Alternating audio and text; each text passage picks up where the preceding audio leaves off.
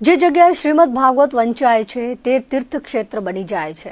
વડનગરા નાગર જ્ઞાતિ વ્યવસ્થાપક મંડળ આયોજિત દ્વિતીય ભાગવત સપ્તાહ જ્ઞાન યજ્ઞમાં સવારે કથા શ્રવણની સાથે બપોરે ગોવર્ધન પૂજા અન્નકૂટ મહોત્સવનું આયોજન કરવામાં આવ્યું હતું। ભગવાન બાળકૃષ્ણની લીલાઓની કથા બાદ રૂક્ષ્મણી વિવાહનો પ્રસંગ ભક્તિભાવ સાથે ઉજવાયો હતો। વ્યાસા સ્થાનેથી વક્તા પૂજ્ય પરાગ મહારાજે ભગવાન બાળકૃષ્ણની જીવન લીલાઓનું ભાવવાહી શૈલીમાં વર્ણન કરતા ઉપસ્થિત શ્રોતાઓ ભાવ વિભોર બન્યા હતા। કથાકારે ગોવર્ધન પૂજાનું મહાત્મ્ય સમજાવ્યું હતું।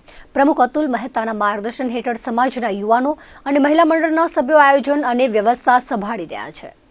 શ્રી વડનગરા નાગર જ્ઞાતિ વ્યવસ્થાપક મંડળ ભુજ દ્વારા દ્વિતીય સમૂહ ભાગવત કથાનું આયોજન કરવામાં આવેલ છે।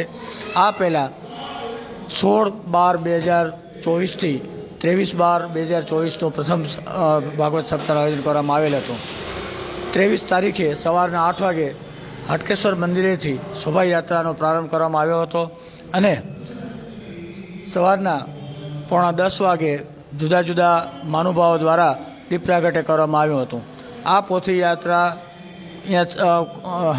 નૈમિષારણ્ય ક્ષેત્રે સંપન્ન થયા બાદ શ્રી પરાગ વિનોદચંદ્રભાઈ ભટ્ટ, જેને પરાગ મહારાજ તરીકે ઓળખવામાં આવે છે, એમના મુખે આ ભાગવત કથાનું રસપાન કરવામાં આવે છે।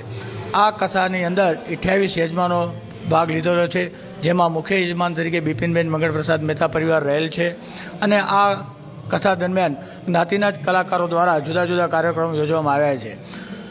તારીખ 23 તારીખે જે દિવસે કથાનો પ્રારંભ થયો ત્યારે જ ભક્તિ સંગીતનો કાર્યક્રમ રાખવામાં આવ્યો હતો અને 24 તારીખે દાંડિયા રાસનું આયોજન કરવામાં આવેલ હતું।